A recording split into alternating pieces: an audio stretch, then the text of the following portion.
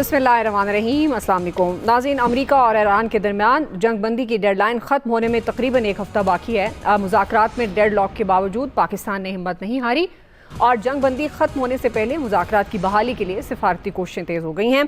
Prime minister Shahbaz शरीफ जल्द Saudi अरब, तुर्की और Qatar का दौरा करने जा रहे हैं। नायब वज़ीर आज़म और वज़ीर ख़ारजा इसहाक डार ने भी सिफारती महाज संभाला हुआ है और राब्ते तेज़ हो चुके हैं। अमरीकी नायब सदर JD वेंस कहते हैं कि ईरान के साथ मुज़ाकरात में काफ़ी पेशरफ्त हुई है, अब गेंद ईरान की कोर्ट में है और उसके जवाब के मुंतज़िर हैं। नाज़रीन, उधर आलमी मीडिया की भी हौसला अफजा रिपोर्ट सामने आई है। अमरीकी खबर एजेंसी एसोसिएट प्रेस ने यह दावा किया है कि पाकिस्तान ने अमरीका और ईरान के दरमियान दूसरे मुज़ाकराती दौर की पेशकश कर दी है और ये मुज़ाकरात जुमेरात को हो सकते हैं। मुज़ाकरात जंगबंदी ख़त्म होने से पहले इस्लामाबाद में कराने की तजवीज़ दी गई है। ब्लूमबर्ग की रिपोर्ट के मुताबिक ये मुज़ाकरात तवील मुद्दती जंगबंदी यकीनी बनाने के लिए होंगे। दोनों फरीक मौजूदा 2 हफ्ते की जंगबंदी ख़त्म होने से पहले दोबारा मुलाकात चाहते हैं। आइंदा मुज़ाकरात इस्लामाबाद या किसी और मकाम पर हो सकते हैं। बरतानवी खबर एजेंसी रॉयटर्स के मुताबिक अमरीका और ईरान के मुज़ाकराती वफूद रवा हफ्ते दोबारा इस्लामाबाद आएंगे। दोनों फरीक अमन मुज़ाकरात के लिए दोबारा मुलाकात करेंगे। ये बातचीत कशीदगी में कमी और मुआहदे की कोशिशों का हिस्सा होगी। नाज़रीन, अमरीकी मीडिया के मुताबिक अमरीका ईरान के दरमियान पेशरफ्त के लिए पसे पर्दा राब्ते जारी हैं। मुज़ाकरात के दूसरे दौर के लिए मुमकिन तारीखों और मकामात पर गौर किया जा रहा है। इसी तमाम तर मामले पर हम बात कर रहे हैं। पैनल में अयाज खान साहब शामिल हैं, आमिर इलियास राना साहब, फैसल हुसैन साहब, नवीद हुसैन साहब, मोहम्मद इलियास साहब। आप सबका शुक्रिया। नवीद साहब, आपसे आगाज़ करी हूँ, चूँकि अब ये जो सीज़ फायर ख़त्म होने से पहले क्या आपको लगता है कि अमरीका ईरान मुआहदा हो जाएगा? और ये जो अब दूसरा राउंड की जो बात हो रही है, क्या मुमकिन तौर पर ये क्या आपको लगता है कि पाकिस्तान में होगा? नवीद साहब। अच्छा देखें तो मेरे ख्याल में वो पहला राउंड भी जो मुज़ाकरात का हुआ था उसमें मीडिया ने मेरे ख्याल में काफ़ी हाइप क्रिएट कर दिया था। यानी एक दो ममालिक जो कि 40 बरसों से ज़्यादा से जो है एक कॉन्फ्रंटेशन का और एक जो है वो हॉस्टाइल उनका रिलेशनशिप रहा, तो वो इतनी जल्दी मेरे ख्याल में एक मुलाकात में बैठ के ये सारी चीज़ें तय हो जाएं और कोई एग्रीमेंट निकल आए, ये मेरे ख्याल में ये एक्सपेक्ट करना भी ये बात ठीक नहीं थी। लेकिन उनका मिलना बैठना ये बहुत इम्पोर्टेंट था। जैसे मैंने कल भी कहा कि पहली दफ़ा बिलमुशाफा फेस टू फेस जो है वो बात हुई। हालांकि इससे पहले जो अमेरिका और ईरान के दरमियान में जो मुआहदा हुआ था सदर ओबामा के दौर में, उस वक्त भी बिलमुशाफा बात नहीं हुई थी। उस वक्त भी जो है वो सदर रूहानी ने और ओबामा ने जो है वो फ़ोन पे बात की थी। तो ये उस वक्त जो हाइप क्रिएट हुआ मेरे ख्याल में उससे शायद फिर जो थोड़ी सी मायूसी नज़र आई मीडिया में भी और बाकी दुनिया को भी, तो वो इस वजह से थी कि जो हाइप क्रिएट हुआ उस तरह से उसका आउटकम नहीं निकला। लेकिन जो मैंने पहले भी जिक्र किया था कि हर दो अतराफ जो हैं वो अमेरिका हो या ईरान हो, इनके पास विलिंगनेस है। अच्छा, विलिंगनेस क्यों है? अमेरिका की तरफ से देखा जाए तो जो ऑब्जेक्टिव्स वो अचीव करना चाह रहा था, उसके ऑब्जेक्टिव्स थे भी या नहीं थे कि वो रिजीम चेंज करने आया था और वो नहीं हुई। वो पासदाराने इनकलाब को, यानी रिजीम का जो असल है, जो ताकत का मंबा और मरकज़ है, उसको कमज़ोर करने आया, वो और स्ट्रॉन्ग हो गई। वो ईरान के अंदर जो है एक रिवोल्ट किस्म की जो है वो क्रिएट करने आया, वो नहीं हुई। उल्टा यूनिफाई हो गया। इसने अमेरिका और इजराइल के हमलों ने गैल्वनाइज कर दिया पूरी ईरानी कौम को। तो वो ऑब्जेक्टिव तो अचीव नहीं हुए। काइनेटिक डोमेन में उसने जितनी भी बमबारी की, यानी हज़ारों की तादाद में उसने टारगेट हिट किए, लेकिन वो ईरान की लड़ने की जो विल थी उसको जो है वो ब्रेक नहीं कर पाया। इसी वजह से हमने देखा कि सदर ट्रंप के जिस तरह के फिर ट्रूथ सोशल पे जिस तरह के वो बयानात दे रहे थे, वो एक फ्रस्ट्रेटेड जो है एक डिफीटेड और फ्रस्ट्रेटेड सदर के बयानात थे। तो इसके पास स्ट्रैटेजी, और यही अभी जो है वो ब्रिटिश मिनिस्टर का भी मैं पढ़ रहा था कि उन्होंने कहा कि इनके पास स्ट्रैटेजी नहीं है अमेरिका के पास। उसके पास एग्जिट स्ट्रैटेजी भी नहीं थी जब वो आ रहा था ये हमला करने के लिए। वो शायद नेतन्याहू के झांसे में आ गया। इससे पहले सदूर को भी जो है वो इजराइल मनाता रहा, लेकिन उन्होंने ये हमला नहीं किया। तो अब और फिर जो ट्रंप का आखिरी वो था तहजीब मिटाने का, तो वो ये था कि जी आप आखिरी ऑप्शन है आपके पास कि जी आप न्यूक्लियर उसकी तरफ जाएं। तो न्यूक्लियर अटैक करके आपने क्या जो है अमेरिका की साख को उससे कितना बड़ा नुकसान पहुंचता, तो वो तो नहीं है। तो फिर ले दे के आपके पास एक ऑप्शन है और वो है मुज़ाकरात का। मेरे ख्याल में पाकिस्तान ने, मैं ये कहूंगा कि पाकिस्तान ने बेल आउट किया, एक एग्जिट स्ट्रेटजी पाकिस्तान ने अमेरिका को दी कि आप इस तरह से जो है यहाँ से निकल सकते हैं। जहाँ तक ये ब्लॉकेड की बात है, ब्लॉकेड का अभी भी मैं पढ़ रहा था कि 2-3 जहाज जो है वहाँ से गुजरे हैं। मेरे ख्याल में ये एक प्रेशर टैक्टिक था सदर ट्रंप की तरफ से कि ईरान के ऊपर, यानी जो वो मिलिटरीली जो ऑब्जेक्टिव्स अचीव नहीं कर पाए, शायद वो इस तरह से इकोनॉमिक प्रेशर डाल के वो ऑब्जेक्टिव्स अचीव कर पाएंगे। लेकिन वो चाइना के वो चेयरमैन माओ ने एक बड़ी अच्छी बात कही थी। उन्होंने कहा कि जो बैटलफील्ड पे जो आप हासिल नहीं कर सकते, वो मुज़ाकरात की टेबल पे आप कभी नहीं हासिल कर सकते।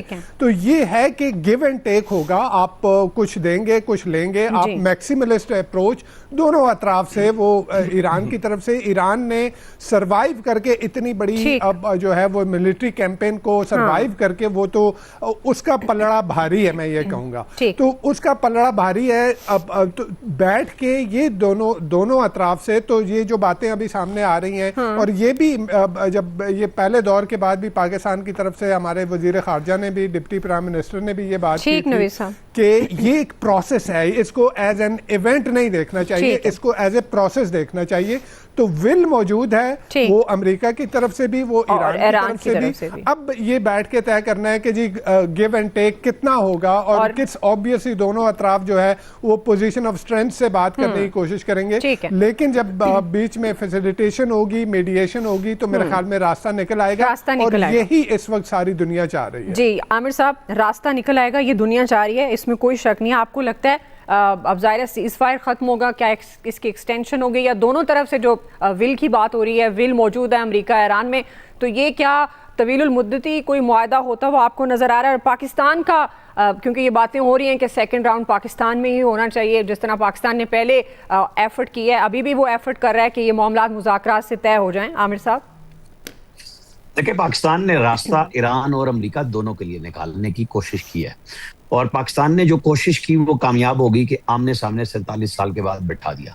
फैसला तो इन दोनों ने करना है, और दोनों तकरीबन ये फैसला कर चुके हुए हैं, और इनको ये पता है कि अपनी अपनी ऑडियंस को किस तरह मुतमईन करना है। जिनको तेहरान में बाहर निकाल के सड़कों पे बिठाया हुआ है, उनको क्या कहेंगे, और जो भड़के मार के अमेरिका से चले थे उनको क्या जवाब देना है। देखिए, पिछली दफा झूठ बोला जून में कि जी हमने तो वो B-2 बम्बार तैयारों से हमने ब्लॉकबस्टर बम मारे हैं, और दिखा दिया कि जमीन की तह तक चले गए, तो और हमने एटम खत्म कर दिया, तो अब क्या लेने आए हो 60% से ऊपर जो यूरेनियम मांग रहे हो? तो झूठ था ना। पिछली दफा भागे बातचीत करके। ये 92 से इसराइल की कोशिश थी, जो दूसरी दफा ट्रंप ने कामयाब की, जो कहता था मैं जंग ही नहीं करने नहीं आया। अब वो उनके पास कुछ समझ नहीं आ रही, मिथ और माइट दोनों गई 38 दिन की जंग में अमेरिका की। अमेरिका जो इसराइल के फ्रंटमैन के तौर पे आया, इसराइल चाह यही रहा था कि अरब और ईरान की लड़ाई हो। पाकिस्तान ने अल्लाह के फजल से कोशिश की और उसको कामयाब नहीं होने दिया किसी भी सूरत में। अच्छा, अब जब ईरान भी मुश्किल में है, ज़ाहिर इंफ्रास्ट्रक्चर तो तबाह हुआ है, एक लंबी, उन्होंने भी रिहेबिलिटेशन के लिए टाइम लगाना है, पैसा भी चाहिए, चलें वो कमा लेंगे अगर मामला ठीक होते हैं। लेकिन ये जो मीडिया हाइप की बात की ना नवीद साहब ने, असल में मीडिया का काम ही यही है। आप इसको कैसे संजीदा ले सकते हैं? पाकिस्तान की क्रिकेट टीम पे हमारा मीडिया कितनी हाइप क्रिएट करता है, हमें पता है 4 आने के खिलाड़ी नहीं रहे, तो ये क्या जीतेंगे? लेकिन हम वो सारा दिन ट्रांसमिशन करते हैं, प्रोग्राम स्पेशल करते हैं, हम करते हैं क्योंकि उसमें पैसा मौजूद है। अब इसके अंदर भी एक चीज मौजूद है कि जी हाइप क्रिएट करो, गेम लगेगी, दुनिया सुनेगी, देखेगी। तो लेकिन अमेरिका और ईरान का मामला तो बहुत संजीदा है, क्योंकि ईरान अमेरिका तो मारने आ रहा था एटम बम, इसमें तो कोई शक नहीं है। वो तो शहबाज शरीफ फील्ड मार्शल ने जितनी कोशिश की, सागदार साहब ने, वो सीज फायर पे तब आए हैं। उनकी तो साख दाव पे बिल्कुल लग चुकी हुई थी। जिस तरह सदर ट्रंप कह रहे थे इतने घंटे रह गए, इतने रह गए, अगर हम बीच में ना आते तो क्या रहता? अच्छा, अगर वो मार देते, मैं आपको बताऊं, अमेरिका की कोई इखलाकी हैसियत नहीं है, कोई उनको साख का ख्याल नहीं है। उन्होंने हिरोशिमा और नागासाकी पे क्या कर लिया? जब कर दिया बस ठीक है। बड़ी ताकतें यही कुछ करती हैं और वो नहीं मानती किसी बात को। अब असल इशू आ रहा है कि जो पॉइंट्स बताए थे। ईरान की गवर्नमेंट ने खुद मुज़ाकरात के दरमियान में कहा कि हमने 5-6 कमेटियां बना दी हैं और माहिरीन हमारे बैठ के, वो तो बैठे हुए हैं, वो तो आपस में राब्ते में है दोनों तरफ से। इसीलिए हमारी तरफ से कल जब मैंने 21 अप्रैल की तारीख की तरफ इशारा किया था, एक मुझे मीटिंग का पता चला था कि उसमें ये डेट आई है और हमारी तैयारियां मुकम्मल हो रही हैं। कल लोगों ने फिर 11 बजे रात शुरू किया कि जी 16 तारीख आ रही है। तो उस वक्त मैं कह रहा था प्राइम मिनिस्टर ने जाना है, प्राइम मिनिस्टर अब कल सऊदी अरब जा रहे हैं, फिर कतर जा रहे हैं और तुर्किया जा रहे हैं, वो अंतालिया फोरम में जाना है, उन्होंने दो दिन लगाए या 3 दिन लगाए। बहरहाल हमारे राब्ते खत्म नहीं हुए दोनों अतराफ में, और ये जो टेलीफोन कॉल्स अब दोबारा शुरू हुई हैं और हम राब्ते कर रहे हैं, कतर और सऊदी अरब की बात हो रही है, कतर सऊदी अरब और ईरान की बात हो रही है। क्यों हो रही है? कि सब चाहते हैं कि लड़ाई ना बढ़े, और जो ट्रंप साहब की तो कहानियां हैं वो बस अपने चस्के और अपने पर्सनल फायदे, और कि मुझे फायदा दे दो, किसी और को कोई होता या नहीं होता, उन्हें अपनी वो चाहिए साख की बाली कि ईरान की चाहे कुर्बानी देनी पड़ जाए। और लेकिन ईरान के भी लोग बड़े डट गए हैं, उनके यहाँ भी गैरत और हमीयत के नाम पे जितने लोग इनकलाबी निकले भी थे जो मुजाहरे कर रहे थे, वो अपने ईरान के साथ खड़े हो गए। तो ये तो असबियत तो मौजूद होती है ना हर जगह पे। बहरहाल पाकिस्तान जो काम कर रहा है, पाकिस्तान की जो हमारी टीम है, हुकूमत है, रियासत है, जो काम कर रही है इस वक्त, वो फकीदुल मिसाल है कि एक होके नेक मकसद के लिए कर रहे हैं कि दुनिया का भी अमन बने। और आप देखें कि अब जो हमारे यहाँ लोड शेडिंग शुरू हो गई है, क्यों हुई है? ये इस जंग का शाखसाना है। आप महंगा फ्यूल कितना खर्च कर सकते हैं? आपके पास है भी नहीं। आप फर्नेस ऑयल से कितनी बिजली बनाएंगे? आपके गैस का मामला आ रहा है, दुनिया में लाइनें लगी हुई हैं। तो ठीक है, फिर अब हमें बर्दाश्त तो करनी पड़ेगी। हम कहेंगे जी बिजली भी ना जाए, पेट्रोल भी सस्ता मिले, तो ये तो नहीं ना मुमकिन। हाँ, जो मुमकिन है पाकिस्तान की गवर्नमेंट वो जरूर कर रही है कि आप जंग रुकवाने में और उसकी पायदार जंगबंदी के लिए कोशिश कर रहे हैं। अल्लाह करे कि पाकिस्तान जो कोशिश कर रहा है अपने दोस्तों के साथ वो कामयाब हो। जी आया साहब, चूँकि लोड शेडिंग की बात हो रही है, जंग के असरात की, तो ये तो खुदा का शुक्र अदा करें, आप लोग भी करें और गवर्नमेंट भी करे कि जो सोलर एनर्जी इस मुल्क में इतनी पैदा हो रही है, वरना आप तसव्वुर करें इस वक्त कितने घंटे की लोड शेडिंग हो रही होती। अगर ये सिस्टम में ना आ रही होती ये एनर्जी, तो फिर तो बिल्कुल हमारे पल्ले था ही कुछ नहीं। अब आते हैं आपके अभी सवाल। भी कुछ नहीं है सर? नहीं, वो पल्ले, वो हमारे पल्ले कुछ नहीं है ना, उनके पल्ले तो बहुत कुछ है। जी जी, हम अपनी बात कर रहे हैं। हमारे पल्ले तो जाहिर है कोई नहीं, वो सीने पे पत्थर रख के वो शायद कोई ऐलान अच्छा सा कर ही दें, कोई इशू नहीं है, वो आप टेंशन ना लें। अब रौला ये है कि मैं, आपको पता है, पहले दिन से इसमें होपफुल हूँ, मैं पॉजिटिव हूँ। मुझे जब मुज़ाकरात शुरू हो रहे थे, पहले भी जब ख़त्म हुए, फिर भी मुझे कोई तशवीश नहीं हुई कि ये मुज़ाकरात का कोई एलामिया क्यों नहीं आया, क्योंकि चीज़ें तय हो चुकी हैं। जंग अमेरिका भी नहीं चाहता, और ज़ाहिर है ईरान क्यों चाहेगा कि बिला वजह उस पर अटैक किए जाए। कुछ पॉजिटिव चीज़ें आपको नज़र आ रही होती हैं। आप देखें वाशिंगटन में लेबनान और इजराइल के बराह रास्त मुज़ाकरात शुरू होने जा रहे हैं, ये भी एक पॉजिटिव चीज़ है। चीज़ें उस तरह से नहीं रही। अब इतना ज़्यादा प्रेशर जब पूरा यूरोप इजराइल और अमेरिका के ख़िलाफ़ हो गया, उसके बाद इन्होंने करना क्या है? कहीं इन्होंने ट्रेड नहीं करनी, कहीं ताल्लुकात बना के नहीं रखने कि बिल्कुल आइसोलेशन में चले जाना है कि बस ठीक है कोई बात नहीं। अब ट्रंप एक ऐसा सदर जो मिल गया, आप देखें ना, उनके सीआईए के एक्स चीफ को भी कहना पड़ा कि ये शख्स तो पागल हो चुका है, ज़हनी तवाज़ुन ठीक नहीं है, ज़हनी सेहत पे सवाल उठ रहे हैं, फारिग किया जाए। पॉप से जिस तरह से लड़ाई शुरू कर दी ट्रंप साहब ने, और पॉप से लड़ाई का मतलब आप समझ सकती हैं कि वो जो उनका वहाँ मसीही वोटर है वो कितना नाराज़ है इस चीज़ पे। शायद वो इजरायली और यहूदी वोटर तो आपसे खुश हो जाए कि चले ठीक है, अच्छा है। ये बिल्कुल आप अंदाज़ा करें हुआ क्या। कोशिश इजराइल की ये थी और अमेरिका की ये थी कि ईरान और अरब ममालिक किसी तरीके से लड़ लें। वो तो हम मुसलसल चूँकि दोनों से राब्ते में रहे, और उसके बाद अब देखें ना, अब फ़ोन के तबादले भी हो रहे हैं इनके दरमियान। अपना उन्होंने बड़ा कर लिया, अपनी लड़ाई शुरू कर दी उन्होंने। मतलब वो अपने ईसाई वोटर्स के खिलाफ ही लड़ना शुरू हो गए ट्रंप साहब, और वो माफ़ी मांगने से भी इनकार कर दिया उन्होंने। तो पॉप से इस तरह की गुफ्तगू करना, इस तरह की ज़ुबान इस्तेमाल करना और फिर माफ़ी ना मांगना, ये ट्रंप को बहुत महंगा पड़ेगा, मैं आपको आज ही बता रहा हूँ। क्योंकि ये कोई, मतलब वो रेटिंग तो पहले ही कुछ नहीं थी, ये और ज़्यादा। अब पाकिस्तान में मुज़ाकरात होने के चांसेस इसलिए ज़्यादा हैं कि भाई सारी कोशिश तो हमने की है, वो हो सकता है कि किसी वक्त हो जाए। लेकिन अब तो देखें ना, वो जो हाइप की बात कर रही थी, हाइप तो इतनी बनी हुई है कि अब लोग कह रहे हैं कि जी वो डोनाल्ड ट्रंप भी आ रहे हैं पाकिस्तान। उधर से ईरानी प्रेसिडेंट आ रहे हैं, फिर उर्दवान आएंगे, उसके बाद MBS आएंगे, और उसमें हमारे आपको पता है ना वो प्राइम मिनिस्टर साहब होंगे दरमियान में, और फिर फील्ड मार्शल तो हैं ही। बिल्कुल। तो बहरहाल मैं तो समझता हूं कि ये शायद पाकिस्तान की तारीख में इतनी बड़ी कामयाबी हमें आज तक नहीं मिली, जो इस वक्त जिस लेवल पे हम हैं। लोड शेडिंग होती रहे, वो किसी ने आज बड़ी अच्छी मीम थी ना, उसने कहा इस वक्त पूरी दुनिया की नजरें पाकिस्तान पे हैं, लेकिन मसला ये है कि लोड शेडिंग की वजह से अंधेरा है, नजर कुछ नहीं आ रहा। नजर कुछ नहीं आ रही है, सही बात है। एनीवेज हम ब्रेक ले रहे हैं नाज़रीन, अब ब्रेक के बाद वापस आते हैं। यहीं से जी वेलकम बैक नाज़रीन। इलियास साहब, आपको क्या लगता है ये मुआहदा हो पाएगा? और जो दूसरे राउंड में पाकिस्तान की होस्टिंग की बात की जा रही है, तो क्या पाकिस्तान ही होस्ट करने जा रहा है दूसरा राउंड भी, अगर होता है तो? ये देखिए, जैसे आज ईरान ने भी कह दिया और दूसरे भी सारे जो डिप्लोमेटिक सोर्सेज हैं वो भी यही कह रहे हैं कि पाकिस्तान में ज़्यादा कंफर्टेबल अपने आप को फील करते हैं। तो आप ये इससे अपने हमसाए मुल्क से पूछ लें, उधर देखें किस तरह आग लगी है कि दूसरा राउंड फिर होने जा रहा है, तो इस बारे में कि पाकिस्तान फिर होस्ट कर रहा है, तो हाँ उधर से जाके पता चलता कि कितनी हीट आ रही है उधर से। तो बिल्कुल इसे वो जैसा जब ईरान ने कह दिया कि कंफर्टेबल हैं और सारे जो मामलात वगैरह देखने आ रही, जो एक बेयकीनी की सूरत हाल पैदा हुई थी कि एकदम खामोशी से निकल के, तो उस वक्त जो सारी सूरत हाल है, अब देखें कि मुज़ाकरात जो हैं वो आगे जो चल रहे हैं, सिलसिला चल रहे हैं, दोनों मुल्कों ने अपनी ख्वाहिश का इजहार भी कर दिया है कि जी मुज़ाकरात को चलना चाहते हैं, और कई मामलात पर जो लिस्ट है वो शेयरिंग भी हुई है और आपस में मामला तय पा गए हैं। अब देख लें उसमें जो है कि जो मामला जो एक लाइन रह गई है, जो 2-3 लाइन जो जिस पर इश्यूज़ हैं, उस पर जो अगला जब होती है उसमें मुज़ाकरात वगैरह, तो उसमें काफ़ी हद तक देखें, उसमें देखें कि ये कंफर्ट। और दूसरे सबसे बड़ी बात यह है कि कामयाबी की है कि जब से सीज़ फायर हुआ है दोनों की जानब से कोई ऐसी वैसी बात नहीं की गई, जो सबसे पॉजिटिव बात है कि संजीदगी दिखा रहे हैं कि जी इस मामलात को इसको आगे लेके चलना है, तो इस मसले को हल करना है। तो ईरान भी जानी ये चाहता है कि सेटिस्फेक्शन इस मामले में कि उसको कोई यकीन दहानी हो कि मुकम्मल तौर पर कि अमेरिका दोबारा हमला इस तरह नहीं करेगा जैसे मुंह उठा के दोबारा इसराइल की जानब से हमला जैसे कर दिया गया, और अमेरिका को समझ लग गया है कि इसराइल उसको यूज़ कर रहा है, जो भी सारी सूरत हाल है।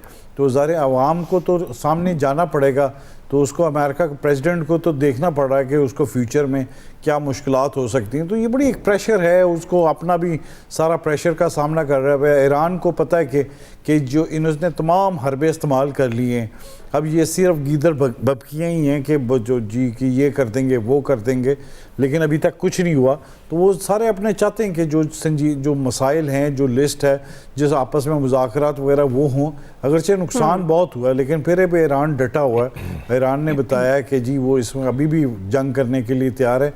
तो अब मज़ीद जो है उनके जो कहा जा रहा था, उनके प्रेसिडेंट भी कह रहे थे कि हमें पता चल गया कि जो लास्ट 10-12 दिन की जो जंग थी उसमें हमने अमेरिका को असेस कर लिया, इसराइल को कर लिया कि इनकी क्या खामी है और इनमें क्या जो चीज़ है जो जिसका वो एज लेना चाहते हैं। तो ज़ाहिर है वो उन चीज़ों को सारा उन्होंने देख लिया, समझ लिया, और वो इसको करना चाहते हैं कि अगर वो लड़ना चाहते हैं तो लड़ने के लिए वो तैयार हैं बिल्कुल। तो इसलिए अमेरिका पीछे हट रहा है कि इस मामले को मसले को सॉल्व करने के लिए। देखें इस मामले में वो जब गए हैं जाके सारी जो सूरत हाल है, तो उसमें यह है कि काफ़ी हद तक है कि होप है, एक उम्मीद है कि जंग ये जो सीज़ फायर से पहले दोबारा एक मुज़ाकरात हों और ये इसको कंटिन्यू किया जाए कि जंग हमेशा के लिए जो भी है वो ख़त्म की जाए। अब एक मसले पर है यूरेनियम के मामले पर, वो देखें वो उस पर क्या है कि अमेरिका की जो है, अमेरिका को एक स्टेप बैक आना पड़ेगा, अपनी बात माननी पड़ेगी उसको कि अगर वो अमन चाहते हैं, ईरान अमन चाहता है, तो उनको भी चाहिए कि अमन बातचीत करनी चाहिए। लेकिन इसमें देखिए सारे ममालिक की, पाकिस्तान की सबसे अच्छी रही, पाकिस्तान ने जो भी किया अपना किरदार अदा किया कि दुनिया भर को इस जो इशू में साथ रखा और सबको साथ लेके चलें और इस मसले को हल है। दुनिया भर में इस बात को जी है कि इवन कि हमारे जो क्या कहते हैं इंडिया है, वो इस चीज़ को बड़ा पॉजिटिव कहता है कि पाकिस्तान ने अच्छा किया, लेकिन उनके मुंह में ना वो आ जाता है कि जी पाकिस्तान का नाम लेते वक्त और लड़ते हैं, देखें पीटते हैं अपने, कि सारा हिस्सा उधर आ गया। और ये बिल्कुल पाकिस्तान ने बड़ा एक अचीवमेंट है और बड़ा एक दफ़ा वापस इंडिया को एक 9 में दोबारा एक देखना पड़ा है इस मामले में। तो पाकिस्तान को इंशाल्लाह इस मामले मसले को कोई हल करते हुए देखें, आप देखें कोई इशू नहीं है ज़्यादा, उसको अपनी एफर्ट्स करनी पड़ी। और देखें जिस तरह होस्ट पहले किया, जिस तरह बातचीत 21 घंटे में, तो तमाम जो मामला ये है, ये इनको फ्रीक्वेंट को बिठाना ही बड़ी बात थी। और हमारे यहाँ जो इस तरह ही होता है कि जब पंचायत लगती है उसमें फ्रीक्वेंट को बिठाना सबसे बड़ा इशू होता है, और वो इन्होंने करके दिखाया है कि इस तरह पाकिस्तान ने आलमी सतह पर देखें कि सब ममालिक जितने भी ममालिक हैं, दोस्त ममालिक भी हैं जो हमारे इत्तेहादी हैं, सब उस मामले को समझ गए हैं कि उनको पता चल गया कि पाकिस्तान अपने जो आ रहे हैं मुज़ाकरात के लिए, तो उनको ईरान को जिस तरह लेके आए हैं हमारे जहाज़ और जिस तरह उनकी हिफाजत की है, तो वो ये दुनिया भर इस चीज़ को समझ गई है कि पाकिस्तान जो बात करता है वो पूरा करता है। और अब सबको समझ है, और वो चाहते हैं कि दोनों फ्रीकेन चाहते हैं कि पाकिस्तान ही इस मसले को सॉल्व करे। जी बिल्कुल, और इसी उम्मीद पर कहा जा रहा है कि दूसरा राउंड पाकिस्तान में होगा। आप देखते हैं आने वाले वक्त में। अभी एक ब्रेक लेते हैं जी, ब्रेक से वापस आएंगे, इसी तमाम मामले पर फैसल साहब का टेक लेंगे ब्रेक के बाद। जी वेलकम बैक नाज़रीन। फैसल साहब, आपको क्या लगता है ये सीज़ फायर ख़त्म होने से पहले मुआहदा हो जाएगा, कुछ मामलात आगे बढ़ पाएंगे? देखिए, अमेरिका को रास्ता नहीं मिल पाता है, इसलिए वो जी फैसल साहब, आपकी ऑडियो का कोई इशू आ रहा है? आया साहब, एक ज़िमनी सवाल, ये जो आबनाए हुर्मुज़ की नाकाबंदी है, अब ये क्या ये मामला आलमी कशीदगी में बदल सकता है? कोई ऐसे खदशात का इजहार किया जा रहा है, आपको लगता है कि ये मामला आगे जाकर मुज़ाकरात को ख़राब कर सकता है? वो 4 जहाज तो गुजर गए हैं आज वहाँ से, टैंकर, उसमें एक चाइनीज़ भी था। ये है वो कितने हज़ारों मील दूर बैठ के एक बंदा कहता है जी वहाँ मैंने जाके वो उसकी नाकाबंदी कर लेनी है। कितनी देर पॉसिबल है, क्या कर सकता है वो? ये सिर्फ वो बात ये है कि अपनी, मैंने कल भी अर्ज किया था कि अपनी कौम की कंजम्पशन के लिए भी तो कुछ रखना है ना, उनको भी तो कुछ देना है। जब इतना ज़्यादा आप टेम्परेचर ऊपर ले जाते हैं, फिर एकदम से वो टेम्परेचर गिराया नहीं जा सकता। वो तो क्वाइट पॉसिबल था कि वो इनमें मुआहदा हो जाता उस वक्त, क्योंकि इधर से जेडी वैंस तो मुसलसल राब्ते में थे, उनकी टीम प्रेसिडेंट से भी बात कर रही थी, अपने उससे भी बात कर रही थी, जनरल से भी कर रही थी, और फॉरेन सेक्रेटरी ऑफ स्टेट जो है उनके मार्को रूबियो, उनसे भी बात कर रही थी। लेकिन ये जरूरी था। बिल्कुल, मेरे ख्याल फैसल साहब आ गए हैं। फैसल साहब आ गए हैं। जी फैसल साहब, आप कंटिन्यू कीजिएगा बात। देखिए, इसमें कोई शक नहीं कि अमेरिका जो है वो इस जंग से निकलना चाहता है, और पाकिस्तान उसको जो है रास्ता फराम कर रहा है। वो पाकिस्तान पे गिरा, पैरों में गिर के बोल रहा मुझे तुम रास्ता दो, तुम भी इस वक्त मुझे जो है बचा सकते हो।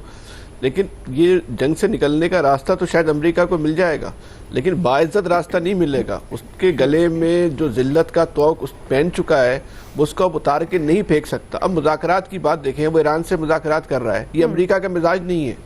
अमेरिका ने इराक में कोई मुज़ाकरात की है, अमेरिका ने लीबिया में जो है कोई मुज़ाकरात की है, एक मुल्क का सदर उठा के ले गया, आज तक कोई मुज़ाकरात की, अपने मुल्क में अगवा करके उसके खिलाफ केस चला रहा है। मतलब इंतहा देखें उसकी गुंडागर्दी बदमाशी की, क्यों नहीं किए वहाँ पे मुज़ाकरात। आज वो मुज़ाकरात वो इसलिए कर रहा है, मजबूर है, फंस चुका है, वो उसके पास यहाँ से निकलने का रास्ता नहीं जो है मिल पा रहा। तो इसको आप जो है, ये जो अमेरिका की जो मायदा होगा वो अमेरिका की शिकस्त होगा, वो जो मायदा होगा वो ईरान की फतह होगा, चाहे नुकात कुछ भी हो। दूसरी बात, जो ईरान के जो मुतालबात हैं वो जितने भी माने जाएंगे वो रेगुलराइज हो जाएगा। ठीक है, ईरान का नुकसान हो सकता है, मादी एतबार से ज़्यादा हुआ होगा, लेकिन अस्करी एतबार से ईरान जो है इस खत्ते की एक बड़ी ताकत बनकर सामने आया। उसने दुनिया की सुपर पावर को जो है वो घुटने जो है वो अपने घुटनों के बल पे जाके जो है वो लिटा दिया।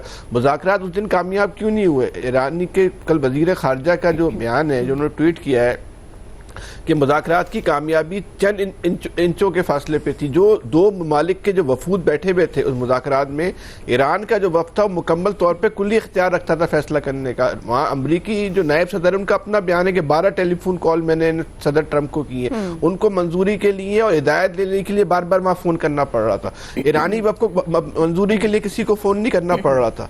तो ये एक बड़ा फ़र्क है कि जो वहाँ की जो मुज़ाकराती टीम में भी अमरीका की जो टीम थी वो बाइख्तियार नहीं थी। तो अमरीकी नायब सदर भी शायद खौफजदा थे, अगर मैं यहाँ हाँ करके चला जाऊँ तो वो शायद वो नायब वहाँ की अमरीकी सदर ना माने।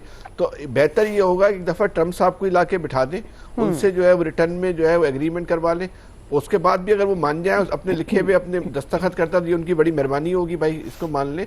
अमेरिका के पास बहरहाल अब कोई रास्ता नहीं बचा कि उस जंग को चला सके। जो क्या ना, ये जो आबनाए हुर्मुज़ का नाकाबंदी कर दी, अब कितनी ये बेइज्जती की बात है। इसने सिर्फ ऐलान किया ना अपनी जेब मिटाने को, एक बड़ा ऐलान कर दो, 4 जहाज गुजर गए, क्या कर लिया भाई आपने? तो आपसे जो है लोगों को नफसियाती और एसाबी दबाव में लाने के लिए इन्होंने काम किया था, उसमें भी अब कोई नहीं आ रहा, उसमें भी अब कोई जो है नहीं आ रहा। तो ये माहिदा ही जो है वो अमेरिका को जो है एक रास्ता दे सकता है, लेकिन वो रास्ता बाइज्जत रास्ता तो किसी तौर पे नहीं हो। तो फैसल, पाकिस्तान आपको लगता है अगला राउंड होता है जिसकी बात भी की जा रही है, होस्ट करने जा रहा है? करना चाहिए पाकिस्तान को ये होस्टिंग जो है ना, ये क्रेडिट पाकिस्तान को ही मिलना चाहिए, क्योंकि पाकिस्तान का इसमें जो है ना वो बुनियादी किरदार रहा है। इस किरदार को ये तारीख में हमेशा जो है वो याद रखा जाएगा।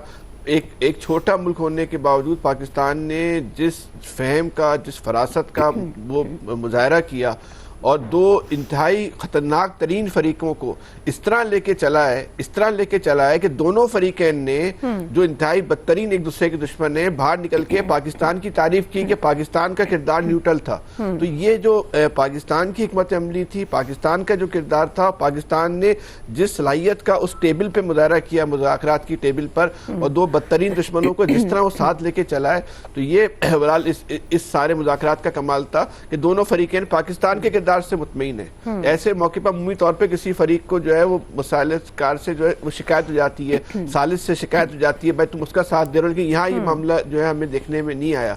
तो अब जब मुज़ाकरात हतमी शक्ल इख्तियार करने जा रहे हैं, तो ये क्रेडिट जो है वो सिर्फ पाकिस्तान का बनता है और इसको छीनना नहीं चाहिए। ये क्रेडिट दुनिया को, पाकिस्तान को ही देना चाहिए, ताकि इसका एक और भी जो टेस्ट आएगा ना, पड़ोस में जो एक और जो जनाजा उठा हुआ है जो सफ़े मात, उसको भी तो हमने एंजॉय करना है ना, या उसको नहीं करना, तो उसको भी थोड़ा हमें ये तो हमें एंजॉयमेंट करने देना। सही। नवीद साहब, क्विकली, ये जो आबनाए हुर्मुज़ का मामला है, ये क्या महज उसी तरह की बातें हैं जो ट्रंप पहले भी करता आया और वो लग भी रहा था जंग के दौरान भी कि वो मतलब वो बैक ऑफ करना चाहता है? तो आपको लगता है कि ये उतना ही मामला है या ये आलमी कशीदगी में बदलने का खदशा हो सकता है? देखें तो मैंने पहले भी ये कहा था कि ये जो ब्लॉकेड की बात है, ये जो है एक प्रेशर टैक्टिक से ज़्यादा नहीं है।